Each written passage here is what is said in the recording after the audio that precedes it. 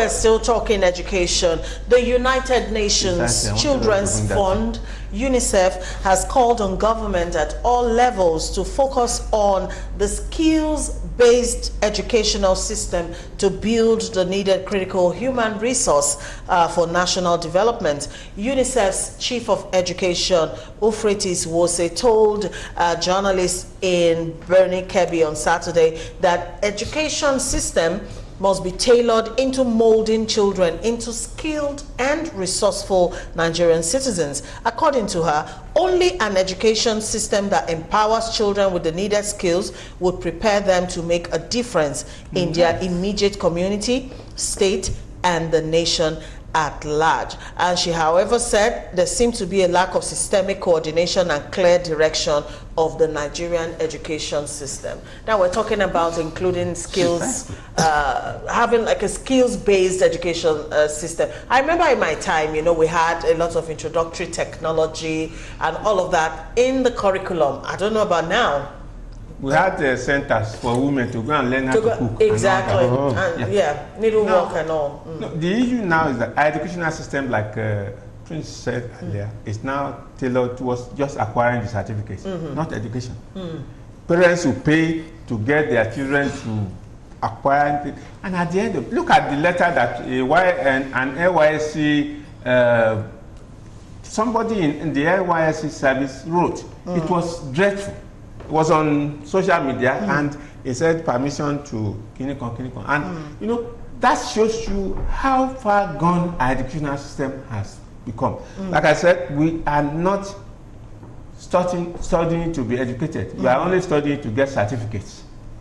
And parents also are complicit in this. You pay for special centers for WAEC and JAMB. You bribe somebody to go and sit exam for your children. And you know, these are the things that we are all in the mess we are in today.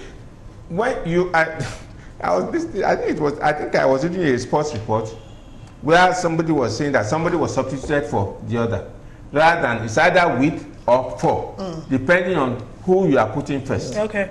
But these are issues that nobody bothers about any longer. It's really dreadful. So we need to really go back. That's why we have a lot of graduates on the street who are unemployable. Have you because they don't have the skills. Have you asked a graduate to write ordinary application? You know now, the addresser, the addressee, the salutation, the heading, how you conclude it. Conclusion. If it is official letter, how do you conclude? Do you use yours faithfully or yours sincerely or yours? Those things are no longer there again. They are no longer there. Why has it gone wrong? Because there is a systematic failure, both from the parents and the government. Because the moment they killed public schools, that is what we are now seeing. In public schools, they were taught how to write and read, but today they were taught how to write love letters, do all that thing. You see, in our own days, things were not like that. In our own days, things were not. Oga, we wrote ROSA, from ROSA to GCE, GCE to AIB, AIB to well, and all these things were on our own before we got admission. But today you see people like he said, at the age of 18, my child is a graduate. It boasts you and things like that. You can't even.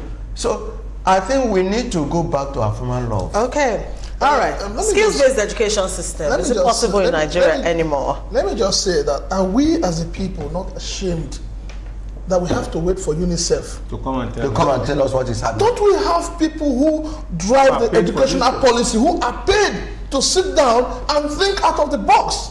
I mean, when I was in secondary school, every Wednesday we used to go from Government College Ikoyi to Adeniji where we had workshop. We learned how to do carpentry, plumbing. I mean, it was fun.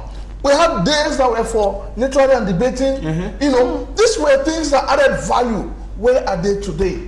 How many schools today are even going into house sports? So the problem is, no, the problem is this. It's a big problem, but there's a solution. first and foremost, we need to look at the Nigerian budget. How much is budgeted for education? How much? It's like, if the budget comes, will it go to the right? So let's see. Would they not Let us start from there. If the issue of budget is taken care of, I keep saying every Nigerian need to begin to wake up to the consciousness of demanding for accountability. People have said to me, you're being politically correct. You're talking about accountability, but the Constitution creates loopholes. The government, I don't know what our senators and honorable members are doing. Okay. This is where they should be addressing. The education, a country without educated people is bound to be doomed. Okay, let's look at some feedbacks coming in from viewers. Dear SARS, don't blame parents. OBJ put us in this problem by giving Nigerian children out to private school owners. Let's vote for those that have their wards in public schools rather. So to me, I salute El Rufai. Okay, this other one says, good afternoon, the boss. Governor El Rufai enrolled his son in public school and the media is carrying it about.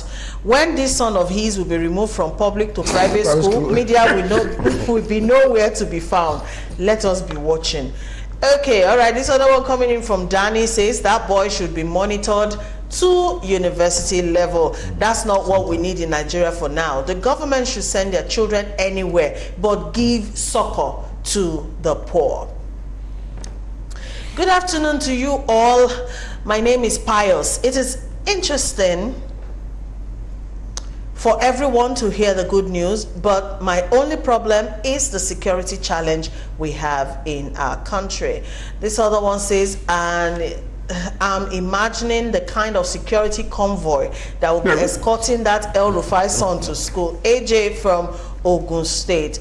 Asiya says there is nothing wrong in doing that. After all, he has said it himself that he wants to make public schools a necessity beyond private schools. Let's read a couple more before we move on. IK from Ogba says only El Rufai knows what he's trying hard to sell to the gullibles. He should tell us the age of his first, second, and third child and where they live and work presently.